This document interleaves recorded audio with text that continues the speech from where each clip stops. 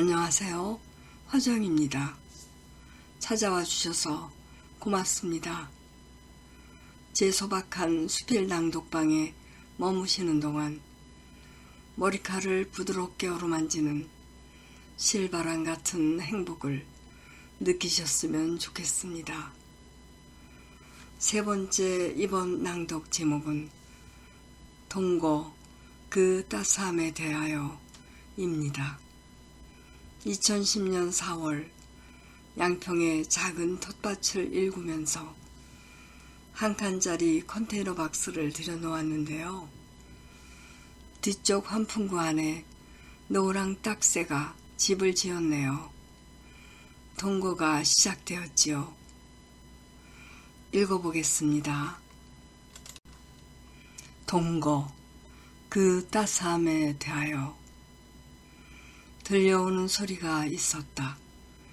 가만히 귀를 기울여 보는데 컨테이너 박스로 만든 작은 집 환풍기 안에서 소리가 났다. 여보, 새소리인가 봐. 말을 하기가 무섭게 인사라도 나누려는 듯 새 한 마리가 환풍기 날개를 딛고 방 안으로 얼굴을 들이미는 것이 아닌가.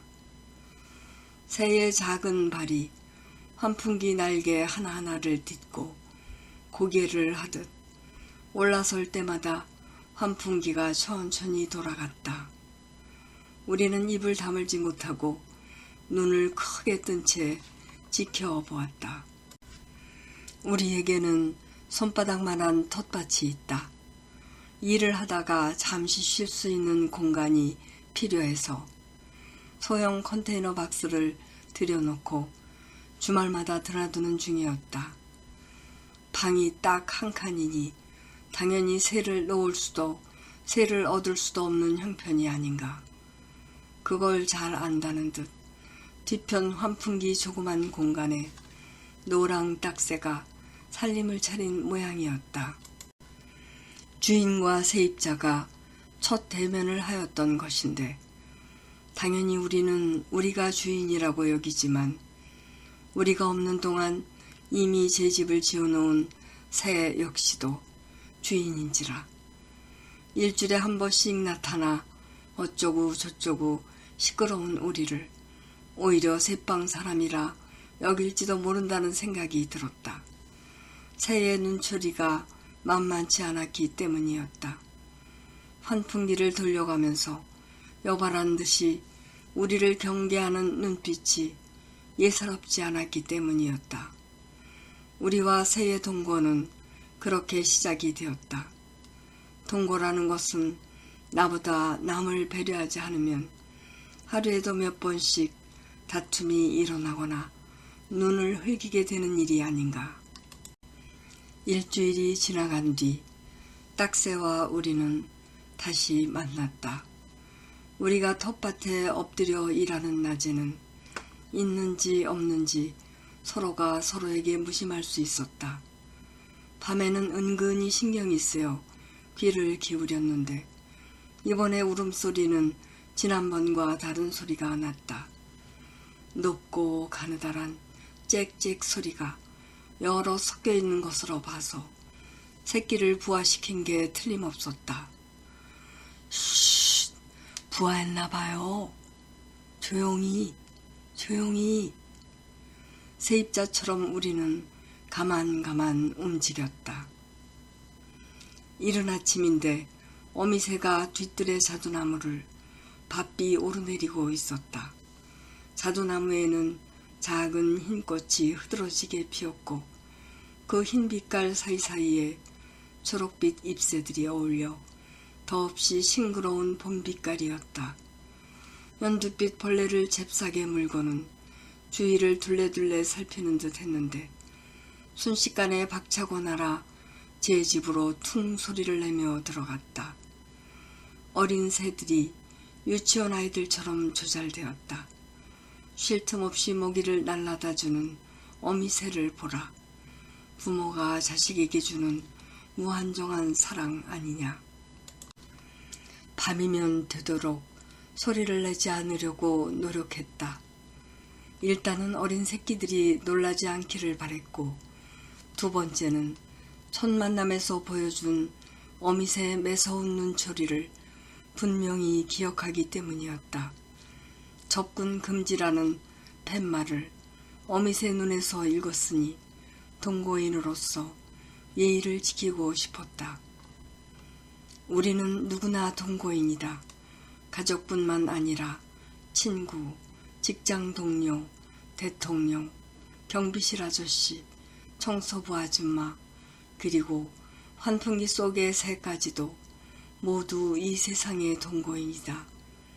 마음에 드는 사람도 있고 싫은 사람도 있다. 미운 사람도 있고 밀어내고 싶은 이도 있으며 데려오고 싶은 이도 있고 발길질을 하고 싶은 이도 있다. 맛있는 걸 나눠 먹고 싶은 이도 있다. 두루두루 어울려 살아가는 지혜로움이 필요 조건일 것이다. 나보다 남을 배려하는 여유가 겨자씨만큼만 있다면 훌륭한 동거인이 되겠지만 그게 쉬운 일인가? 너도 좋고 나도 좋고 더불어 좋을 수 있다면 금상첨화이겠으나 그렇지 못할 때가 더 많다는 게 동거 중인 우리들의 현실인 것을 어쩌랴. 세 번째 만남이 있던 날 밤인데 새소리가 전혀 들리지 않았다. 이상했다. 사람이 있을 때와 사람이 없을 때의 느낌이 확연히 다르듯 환풍기 쪽이 텅 비어있는 듯 했다. 낮 동안 컨테이너 벽에 구멍을 뚫는 공사를 하였는데 그만 놀라서 이사를 가버린 걸까? 아니면 놀라서 새끼들을 혹시 죽여버린 걸까? 공사를 빨리 끝내느라 그만 새가 받을 충격은 생각지 못한 것이었다. 남편이 의자를 놓고 환풍기 가까이 귀를 대고 들어보았으나 기척이 없었다. 기온이 뚝 떨어진 이 밤중에 어디서 어떻게 지내려고.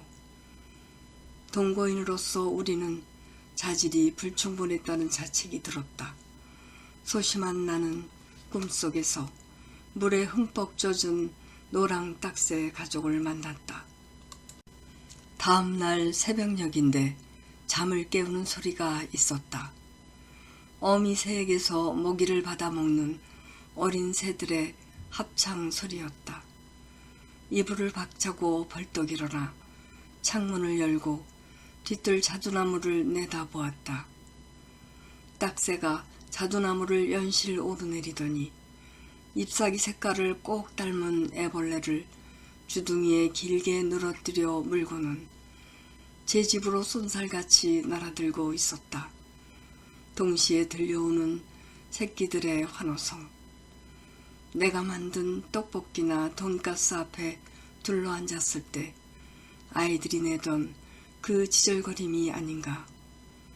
동거인만이 들을 수 있는 따스한 소리가 아니던가. 사람이 살면서 제일 중요한 동거인은 아내나 남편일 것이다. 남남이지만 살을 섞고 마음을 섞다 보면 얼굴이 닮아가고 표정이 닮아가고 행동까지 닮아가는 동거인. 내 동거인과 살을 맞댄 지 벌써 26회를 맞는다.